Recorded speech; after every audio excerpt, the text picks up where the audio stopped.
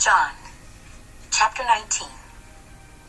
So then Pilate took Jesus and scourged him, and the soldiers twisted a crown of thorns and put it on his head, and they put on him a purple robe. Then they said, "Hail, King of the Jews!" And they struck him with their hands.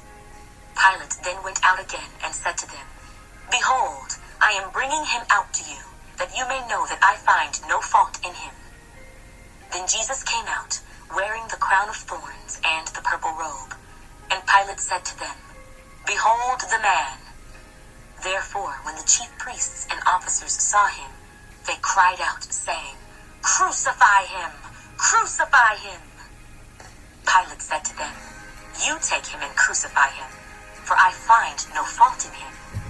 The Jews answered him, "We have a law, and according to our law he ought to die, because he made himself the Son of God." Therefore, when Pilate heard that saying, he was the more afraid, and went again into the praetorium, and said to Jesus, "Where are you from?" But Jesus gave him no answer.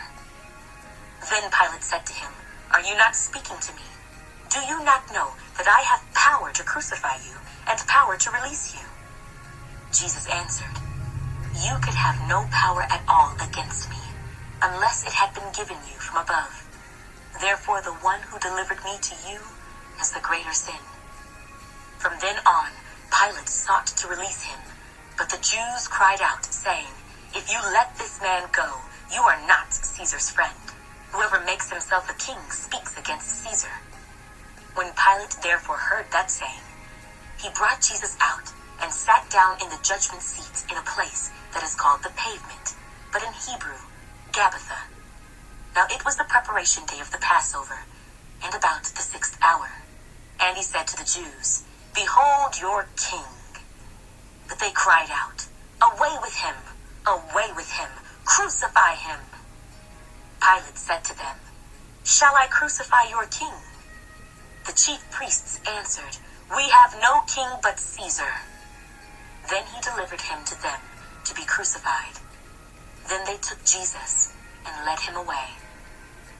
And he, bearing his cross, went out to a place called the Place of a Skull, which is called in Hebrew, Golgotha, where they crucified him, and 2 others with him, one on either side, and Jesus in the center.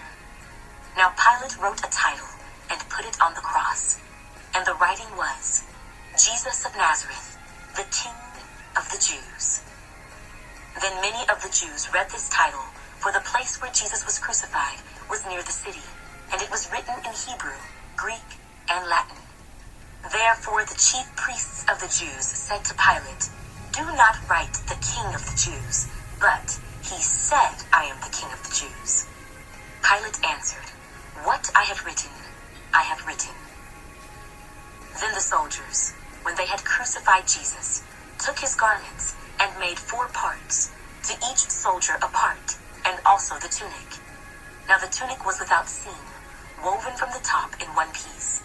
They said therefore among themselves, "Let us not tear it, but cast lots for it, whose it shall be," that the scripture might be fulfilled, which says, "They divided my garments among them, and for my clothing they cast lots." Therefore the soldiers did these things. Now there stood by the cross of Jesus his mother, and his mother's sister, Mary, the wife of Clopas, and Mary Magdalene. When Jesus therefore saw his mother, and the disciple whom he loved, standing by, he said to his mother, "Woman, behold your son." Then he said to the disciple, "Behold your mother." And from that hour, that disciple took her to his own home. After this, Jesus, knowing that all things were now accomplished, that the scripture might be fulfilled, said, "I thirst." Now a vessel full of sour wine was sitting there, and they filled a sponge with sour wine, put it on hyssop, and put it to his mouth. So when Jesus had received the sour wine, he said, "It is finished." And bowing his head, he gave up his spirit.